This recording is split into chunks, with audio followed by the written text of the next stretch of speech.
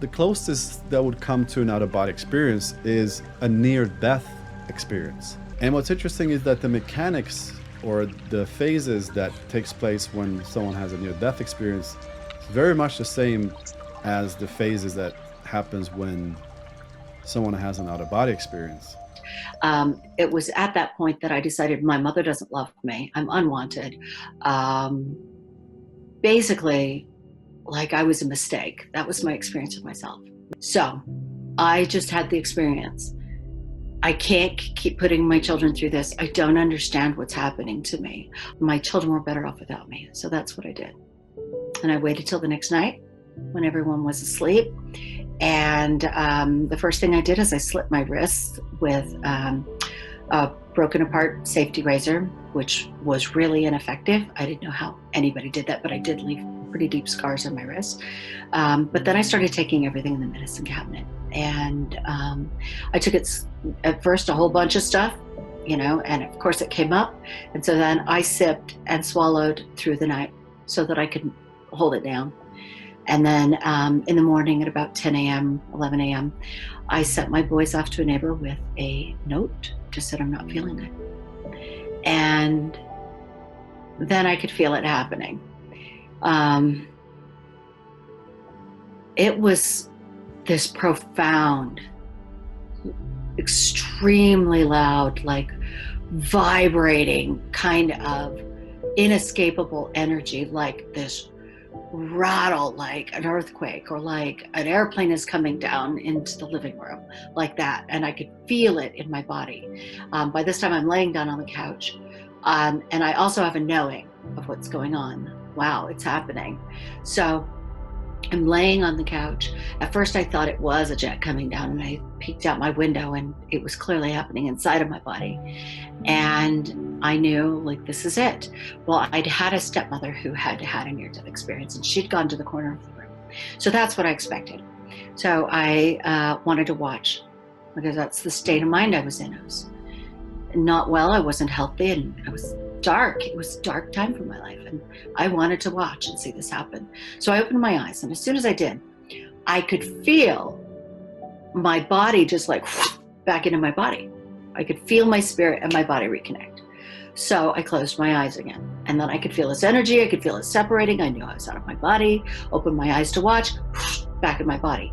So I did that a couple of times, and then finally it was just like, okay, opening my eyes, that is disrupting this process of closing my eyes. So I pressed my eyes closed, and suddenly I was swallowed up in the experience. I had the experience of being like this and being squeezed and being pushed. And what I'm seeing is this yellow membrane with these red, like, capillaries running through it. And I'm experiencing emotionally this euphoria at the same time. And then I'm pushed through this tunnel. And it wasn't until later I realized that was my birth, because then the next thing I see is my mother cradling me. And I looked so much like her, I was confused and thought that I was looking at myself at first. But then I realized I'm feeling everything. I can experience everybody's points of view. And my mother was 18 when she had me. And that was when I got, wow, she loved me, she wanted me. And that euphoria that I was experiencing, that was in the birth canal. That was my own. I want to be here, like my choice to live, but it was also hers, her desire to have me. So that was just a complete surprise to me, the first of many. And so then I went through my life, beginning to end, every moment of my life. Parts of it were just rushed through, not important, but parts of it were slowed down so that I could experience. And the point of it was experience how everybody else around me experienced. So out of that, it's like exoneration and patience and love and forgiveness for my father, for my mother. And then also getting how my actions impacted others. That was the big one, right? I mean, at the time, I really, truly hated my husband. You know, it was abusive, but suddenly I'm seeing through his point of view. I'm getting, wow, he just got what I got. He got a set of circumstances. He got a set of parents. He got his DNA, and then he got all of his experience that led up to how he was the way he was when and I had contributed somewhat to that. So I was able to see completely. Wow. That was a very powerful experience that she had. And if you listen to the part where she was talking about how she felt, she heard this like loud sound. That's typical, the kind of sounds that you would hear as an astral projector a lot of times when, especially in the beginning, loud engine noise, like a feeling of an earthquake. Like I remember the first in the beginning when I was doing this, at some point I felt like someone was shaking the bed, and that's like the earthquake experience that many people talk about, and exactly what she was talking about too, how she felt like there was an earthquake. She had to go out and check if there was a airplane flying by. These sensations are so physical. They're loud. They feel like it's actually happening physically, but they're happening in non-physically, internally, energetically, right? And we can tell based on the experiences that people have with near-death experiences that it's exactly the same thing that happens where we have out-of-body experiences on command through astral projection. It's the same phase, like leaving the body, feeling vibrations, hearing sounds, separating from the physical body, floating up, suddenly feeling like we are no longer heavy. We're feeling light, we're feeling expanded, like suddenly we're just like this more empowered kind of version of ourselves with less limitations. That's usually how it feels like. It feels very good. It feels very nice. Sometimes people ask me, does it feel scary? No, it does not feel scary. The only thing that makes it scary is if you come with belief systems that you add on top of it, because you're still going to have your filters processing your experience. Your mind is still going to be, processing what's happening. And if you are bringing with you fearful belief systems, then you're going to be able to experience it from a fearful perspective, just like it is with anything in life. If you go into a forest, an unknown forest, and somebody told you that there are deadly animals hunting people in the forest, you're going to be very scared when you walk in that forest, versus if someone told you it's a beautiful forest, it's very peaceful, well, then you're probably going to have a peaceful experience in the forest. So your mindset is very important when you do this stuff. When you get a body, your mindset is very crucial, because your thoughts going to manifest very quickly. And the things that you think about, the things that you believe, is going to manifest very quickly, and especially things you believe about yourself. So if you believe that you can fly, you can fly. You're going to be able to start flying. But then in mid-air, if you start thinking, oh shit, I cannot fly, I'm afraid of heights, or any limiting beliefs like that, you will start falling. And it's like in real time. As soon as you have the thought, as soon as you have the feeling of, oh no, I cannot do this, then yeah, you will not be able to do it. And as soon as you have the feeling of like, oh, I can do this, I can fly, or I can go through a wall, then you'll be able to do it. Your mindset is everything. And it does teach us a lot about how the physical reality also works, because in the physical, it's also down to mindset. If you believe you can do something, you'll be able to do it. If you believe you cannot do it, you won't be able to do it. So limits and beliefs, our confidence in the physical, dictate so much about what we are able to achieve here. And when you have out-of-body experiences, it does help you to step into a more empowered version of yourself. And the experience is super vivid and super real, especially after you have done what we call stabilization techniques, where you raise your awareness. So usually when you start off the experience, when you separate from the body and you start the out-of-body experience, a lot of times it can be that it's a bit blurry, or maybe you don't have any vision at all, it's just dark. Happens to me a lot. Sound might even not even be there, like you don't hear anything. And you're gonna have to activate them by doing commands like awareness now, vision now, or sound now. These kind of commands activate your senses, and then suddenly you can see and you can hear. And when you do this with a strong intention of seeing very clearly, you can get to this point where you just see everything so clear that you've never seen anything in your life before, because you're not seeing it with your eyes, you're seeing it with your consciousness.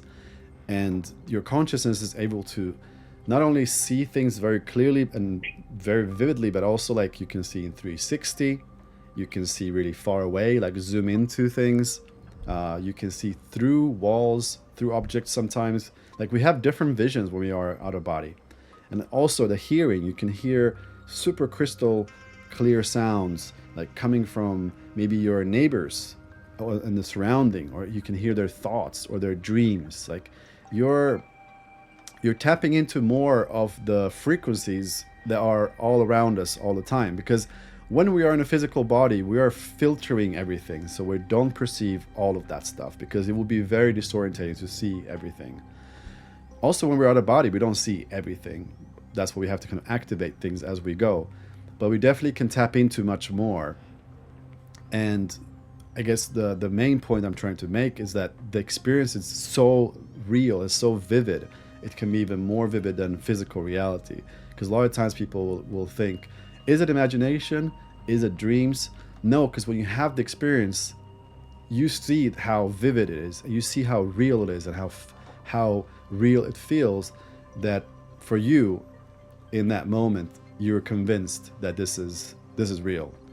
Like nobody can convince you otherwise. You just know. You have that knowing that it's real. Then of course, when you come back and you try to explain it to your friends, well, they will not believe that it's real, because they also need to have the experience. And so it's all about having the experience. And we come down here in the physical to have the human experience. And how would you be able to explain the human experience to someone that's never had it? How would you be able to explain how it feels to be a human, to have the emotions we have? It's going to be very difficult with words. How are you going to explain that? And so we have to experience things to really learn from them and have that true understanding. And so for you as well with Astral Projection, you are probably here because you want to experience this. And why do you want to experience this? Why do you want to learn Astral Projection or even master Astral Projection? That's an important question to ask yourself, because if you don't have a strong why, you will not be able to get very far with the practice. If it's just for entertainment or fun or curiosity, that will not last very long. But I have a list of things here that I want to sort of unpack a little bit of what you can do with the Astral Projection practice. And there's going to be much more things than on this list. But one of the main things that I know everybody wants to do, and I certainly also want to do this and am doing this, and it's like it's exploring your essence. What are you beyond this physical body? How does it feel to be outside of this physical vessel? Be this energetic self that you are, that you're going to be even after this lifetime. What does that feel like? Who are you really beyond this physical body? Like experiencing that true essence. That is something that I think is really important for all of us, because especially us who have discovered about this, we need to experience this, right? There's no going back now that you know that this is possible. You need to experience it. A lot of people out there don't even know that this is a thing. So yeah,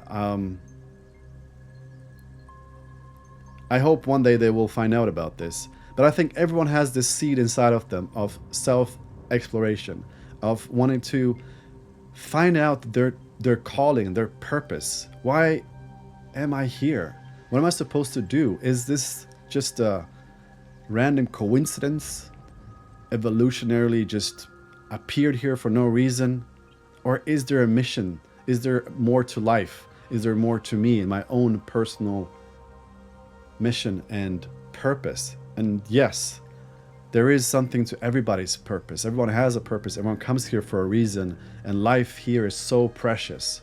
And we need to look at it as this delicate flower that's been given to us, and really take care of ourselves and not settle down for a mediocre life. Like, live your best life. Do the best that you can possibly do. Be you at the best level that you can possibly be. You know, really rock that avatar that you've been given in this lifetime and mold it to the best version of yourself.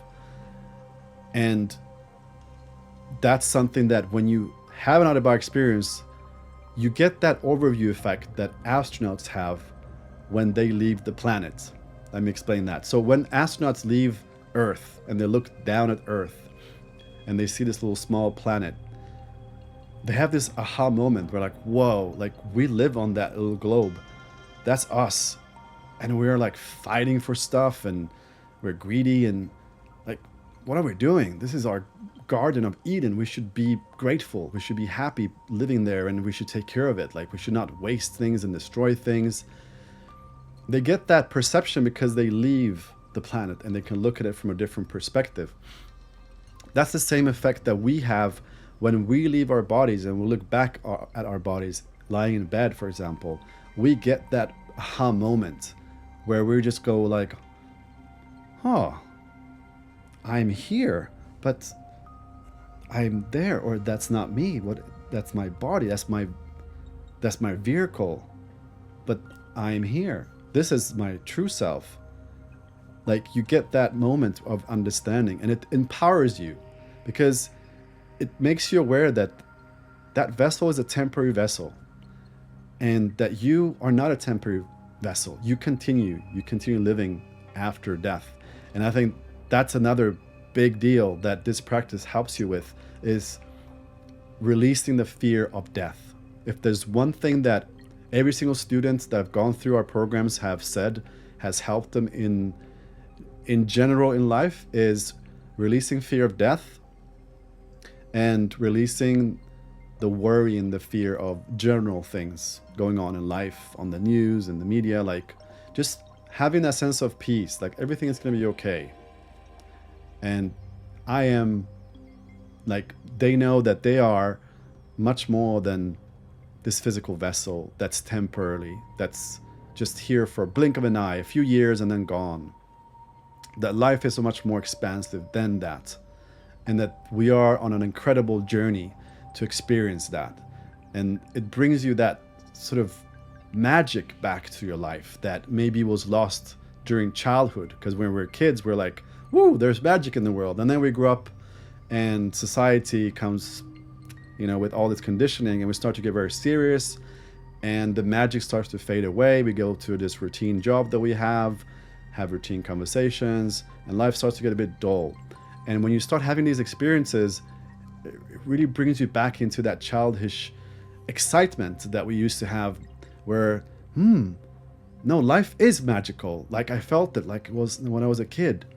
It's not this dull thing that now, you know, has come to me as an adult. That's just conditioning. That's not the real reality that we live in. We live in a much more expansive, amazing, like, mind-blowing reality.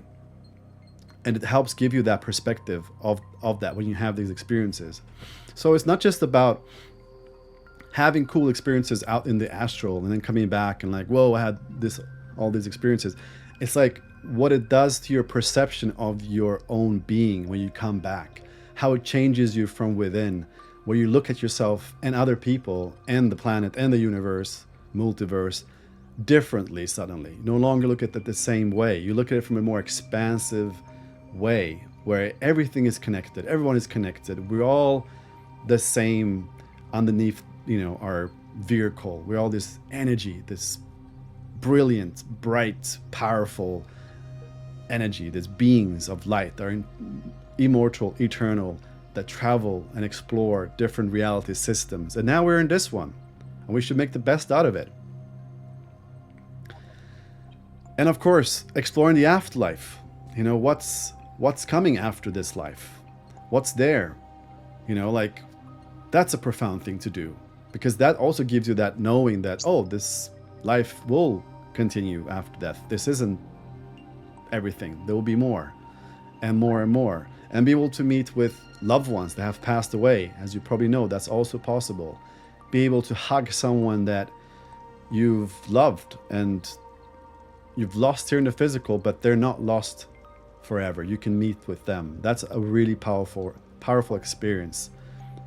And I think just that in its own will heal so many people, because fear of death and fear of other people dying is very, very high for us. It's like one of the most, worrying fear that we have. If we could live in a society where we would be much more aware of the transition that takes place, what it means, what it doesn't mean, that we continue after physical death, that our loved ones continue. Like if we lived in a society like that, how would that be? How would you look at life? How would you look at people around you? How would you look at your parents? A lot of times when I think about the reality that my parents will at some point pass away, it does make me sad. Of course, I'm not going to be able to see them in the physical, but knowing that, understanding that death isn't the end and that they're going to continue gives me comfort. And understanding that I can go and see them again gives me a lot of comfort. And that comfort is something that I want to transfer to more people. More people should know, everybody should know, that when their loved ones die, it's not a tragic thing. It's not the end of the world. They're going to be able to see them again. And if they learn this skill, they can actually see them sooner rather than later. And I think that's a really healing, very, very healing experience and knowledge to have as a society, so that we feel much more at ease with this very taboo topic in society, death. No one wants to talk about it, but it's like the most certain thing that's going to happen for everybody, I would like to see that change happening in our worlds sooner rather than later, and us getting more understanding of the whole process and be able to share that with people. And then we have, of course, connecting with spirit guides. Who doesn't want to connect with spirit guides? Everybody wants to connect with spirit guides. To be able to get some guidance, to be able to get some understanding of your purpose. Why did you choose to reincarnate in this lifetime, on this timeline right now? What are you here to do? And what kind of guidance can you get from your guides to sort of nudge you in the right way? Are you on the right track right now in your life? Are you on the right path? Are you doing what you set out to do? Have you been going off track? That kind of stuff. You can talk to them. You can just ask them questions and they can respond. They're not going to give you micro detailed answers. Unfortunately, they will hold things back because you have to figure things out on your own, but they will help you. They will give you some nudges, some ideas, some inspiration. And most of all, you'll feel like you're supported, like you're not on this journey on your own, trying to figure out everything yourself, and you're alone. You'll feel like you have that support system that you actually have, and you can connect with them through this practice. And you can do that simply by just going out of body and just asking to meet with them. That's how easy it can be. It's not always going to happen like that, but in essence, that's how it works. You get out of body and you start to just call upon your guides with that strong, heartfelt intention. It has to be heartfelt intention that you really want to do something. When you have that heartfelt intention in the astral, it can move mountains. It's very, very powerful. It's very, very powerful. That's why things from the mind usually don't take you so far, but things from the heart takes you so much further in these realms. And then we have healing, physically, mentally, or emotionally.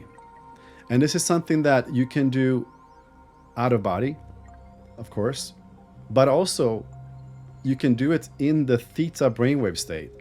So we have these different states: beta, down here is alpha, theta, delta. Delta when we're sleeping, and theta is that state that we're always practicing to get into with the astral projection practice, because that's where, when we get into that state, that's where the vibration starts, the non-physical sensations, and that's when we exit. And in that state, you can actually evoke healing. You can actually reprogram your subconscious mind.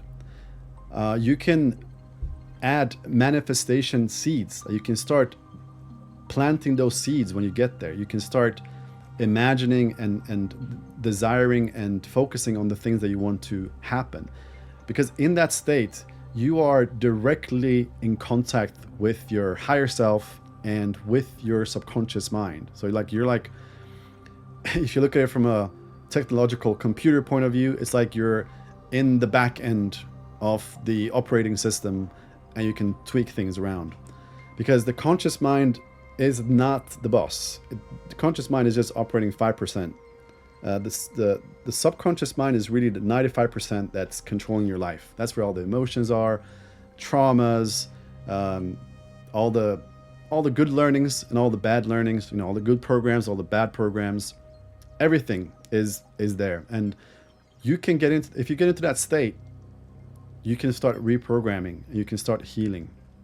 We had one student that he got into this state and he focused his attention on his daughter and the love that he felt for his daughter. And he started feeling this very powerful, overwhelmingly blissful feeling that went through his body. And he was suffering from a joint disease. Can't remember what it's called right now, but a joint disease that was just inflammation everywhere. He was on painkillers. He couldn't really do anything. I think he couldn't really walk very well. Definitely no gym, definitely no work, nothing like that. And after doing this, for just a few minutes, he was in that state. There was this powerful healing that went through his body. And after, he just knew that something happened, like something big happened. He just knew.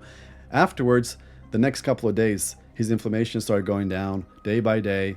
And after, I don't know, a week or two, his symptoms were gone and he no longer had that chronic illness that he was dealing with. And that was just in that state. So this state itself is very powerful. Some people call it Theta healing. Yeah, it's a bonus from learning how to get a body. You also learn how to get into the Theta state to use it for reprogramming, manifestation, and healing. And of course, when you do get out of body as well, you can use that state to heal as well. That's where you can do things like other students have done, where we had one student that had a skin problem. So he couldn't, there was this skin problem that was spreading and he couldn't do anything about it. Tried pills, doctors, all kinds of stuff. Nothing worked. He goes out of body and then he makes that intention that he wants to heal. And he came up with this idea to create a healing cream, because you can create things in the astral with your intention.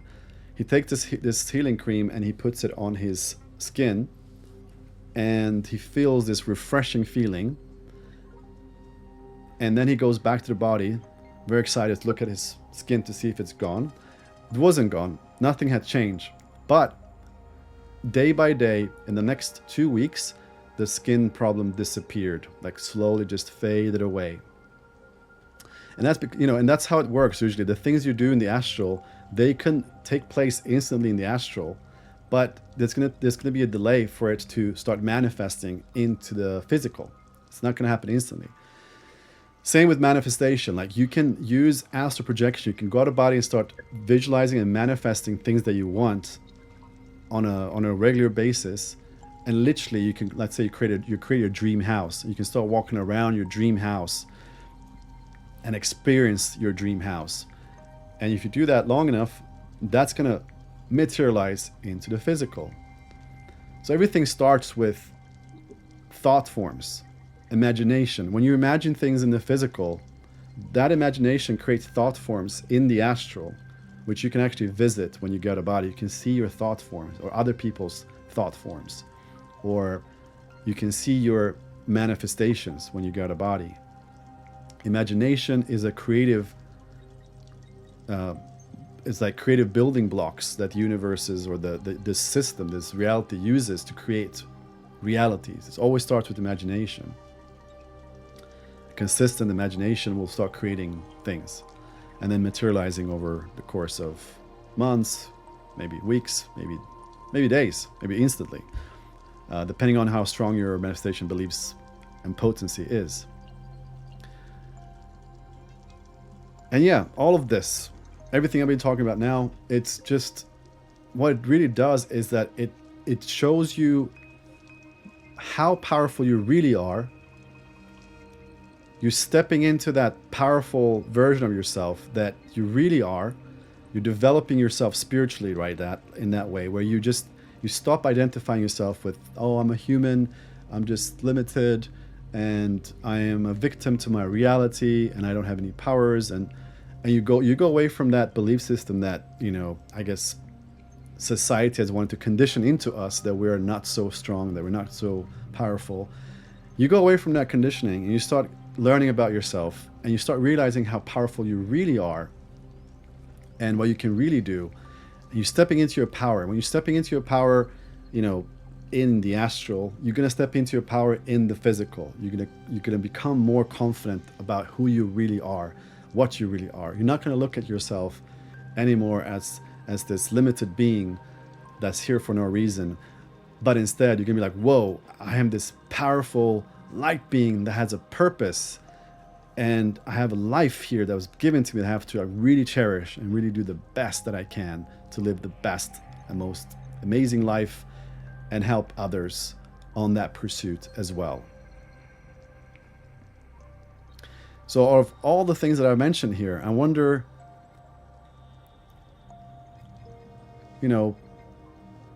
ask yourself, why do you want to master astral projection?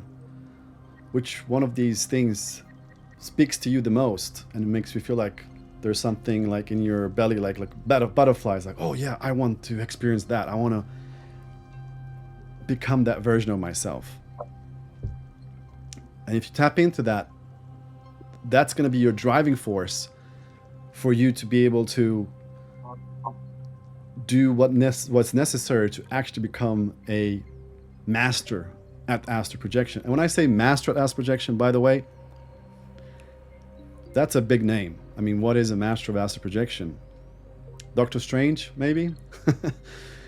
For me, when I say mastery, I mean master the art of getting out of body in the first place, like just learning how to get out. Then, of course, there's mastery on the other levels. Like once you get out, being a master of traveling to where you want to go and doing the things that you want to do, and the journey continues. It's probably endless. But just for us right now, is the first step is just mastering getting out of body. And by having a strong desire and a knowing why you want to do this, I would say that's like number one. Because if you don't have that, you're going to always have an excuse for why you're not practicing, always have other things that you're going to do instead, always focus your time on other things. You're not going to prioritize this. But if you realize that this can be such a powerful aid to your life, to everything else that you're doing, to your spiritual development especially, right? Then you might shift your focus and suddenly decide that, oh, you know what? For the next few months, I'm going to dedicate myself to this practice. I'm going to put my focus on this, and I'm going to dedicate myself to a weekly practice. Doesn't have to be every day. Every second day, great. But at least 3 times a week. That's what I would say. That's what I say to my students. 3 times a week, 2-hour sessions. 3 hours even better. Definitely don't practice just 1 hour. That's not going to take you very far. Dedicate yourself to that. And practice in the morning. That's when you want to practice. In the morning or in the afternoon. That's been the most successful times for our students. Not so much at night, because at night you're going to fall into deep sleep and lose yourself. You're not going to have much focus. And at night you need to have sleep. Sleep is very important for your well-being, so you don't want to neglect your sleep. So then, if we talk about the practice itself, you have now a strong desire, hopefully. You know why you want to do this. You have it's just there, like, yes, I really want to do this. It's like, I want to do this. It's going to be awesome. How do you do this? What do you have to do? So, weekly practice, number 1. Weekly practice. Then, open your mind. Like, you have to be in an open mind. Don't let negative, limiting beliefs come in the way. That's another blockage that can stop your progress. You don't want to have limiting beliefs holding you back. Sometimes we're still going to have them subconsciously. You might consciously say, I have no blocks, but subconsciously there's like a fear of death that's like thinking that when you do this practice, you're going to die, which you're not going to, by the way. Don't worry. We do this naturally every night when we're sleeping. We don't remember it, but it happens. You're not going to die. Or maybe you're going to have another fear of something else. You have to get really good with knowing your inner world and knowing what what's happening in your subconscious mind, because it's in the subconscious mind. It's the subconscious mind that is going to take control. When you get down here, your conscious mind will not be very present. It will be kind of like half asleep, which is good. That's how you want to be. But that means that your subconscious mind will take control. And if your subconscious mind has blockages, limiting beliefs, fears, worries, concerns, all of that, it will literally prevent you from having any experiences. So you need to deal with that. And then you need to get really good at getting into this state. And this is probably where most of the practice goes for us as astral projectors. Like we practice how to get into this state consistently. How do we get from, if we practice the direct method, how do we get from being fully awake all the way down, relaxing ourselves deeply into this theta brainwave state? And how do we get there without falling asleep? Because that's another thing that can happen. Either people hover over here, can't get deep enough. That's one of the issues. Or they get deep enough, but they get too deep and they fall asleep. So it's learning how to balance your state in that theta brainwave state. And how do you do that? Well, I can tell you that you won't be able to do that if you just try to do it without any help, without any soundtracks, especially. Unless you're a gifted person, and I am not a gifted person, so I had to create my own soundtracks and technology to help me and my students get into that state. And then also, in case we were to fall asleep, there needs to be stuff in the soundtrack that's going to wake you back up in awareness, so that you can remain hovering around here until you start experiencing these non-physical sounds or visions or vibrations, and then you can start your exiting. And then there's also energy. You need to have energy. Your chakras needs to be flowing well, and it needs to be a good amount of energy that's flowing through you. By default, everybody has pretty good energy. It's not necessarily a problem, but in order to sustain more, let's say longer projections, let's say more clear projections, doing energy work exercises is going to help you with that. Otherwise, you might have a very brief out-of-body experience where you just come out and you get snapped back, or you have a very blurry one, you couldn't sustain it. So energy work is another component to mastery. And then I would say one of the most important components to this for people that are practicing this, in order to master, and again, what I'm saying by master, to be able to have them on a regular basis, to be able to know what to do in order to have them at all. Like, how do you have an out-of-body experience on demand? Well, the way you do that, the way you get to the point where you know what to do, is by tracking your practice, where every single practice that you do, you track it, like you write it down, and you start to see a pattern in what is working for you and what is not working for you. And so you're using the scientific method of trial and error, and you start to remove the things that aren't working, and you start to focus more on the things that are working, and start to fine-tune all the small details. Details like, what time did you go to sleep? When did you wake up? What position were you in? Which room were you practicing in? Which soundtrack were you using? What mindset were you in?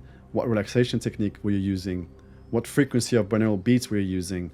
La la la la la. There's like a whole list of things, and it's impossible for us to memorize them in our minds. Like, you're not gonna remember this stuff a week from now, or maybe even a day from now. You're not gonna remember all these things. You're not gonna remember it. So what happens for most people that I've seen is that even people that are pretty good at this, that just doesn't have a high success rate, is that they practice, they do the practice, and they have these experiences all over the place. Sometimes it happens, Sometimes it doesn't. Sometimes it happens. And they don't know. It's just like this random thing. They haven't fully understood how it works.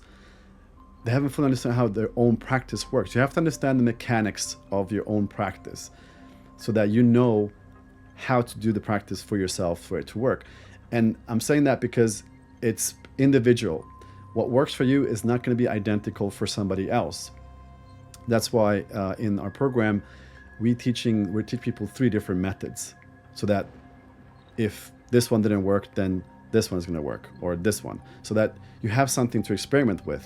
And you become like a scientist in the lab, where you experiment with different methods, and you start to see a pattern in what works and what doesn't work when you track your practices. If you don't track it, you will never see a pattern, and you'll just keep having random experiences, and you'll never know exactly why they happen sometimes and sometimes they don't. So in order to master the art of getting out of body, you have to become a good scientist of your own practice and look at the actual practice as an experiment that you're doing with yourself. And every single time you've done the experiment, you've finished the practice, you sit down with yourself and you analyze, okay, what did I do this time? What was the result? How can I get closer to this ideal state where the magic starts happening, right? How can I get there? And you start to tweak things here and there to get closer to that state. And eventually, if you do everything right, you'll nail it. You'll know, oh, I have to do this, and then it will happen. And then you've created what I like to call your projection blueprint. And this is also what we do in our program. We help our students go through this experimentation phase so that they can create their own projection blueprints, so they can start having consistent results. And that's how we have students that be able to get to high success rate, like 80%, 90%, even 100%, which is out of, like, not even William Buhlman has that. It's crazy. William Buhlman, I think in an interview, said that he has them 1 out of 10 times it happens, which you would never believe when you think about William Buhlman, which everyone knows. But when you look at the practice from this systematic technological kind of way, like I've been setting things up, you can really get really good at this. You can really get all the fine details there, so you can have experiences. And the beautiful thing is that then you have a tool, because that's what this becomes like. It's a powerful tool that you then have access to whenever you want. And that's when it's really useful, because imagine if you had a computer that only worked sometimes. You want to use it to do something, you press on, it doesn't work. Press on again, it doesn't work. And then 3 days later it works. But then the next day it doesn't work. It's like, oh, it's not very useful. But if it works every time, you can use it for many things. It's the same with this practice. Like when you can use it on a regular basis, and then it becomes fun. Then you feel like you have some sort of control over this. And it's not just something that happens out of the blue without any sort of understanding. If you would like to find out more information about our Astral Projection program, then please click the link below and book a free discovery call with us. During this call, we will discover where you are at with the practice right now and where you would like to be in the future, and then create a plan of action and making that a reality for you. So we're looking forward to be speaking to you soon.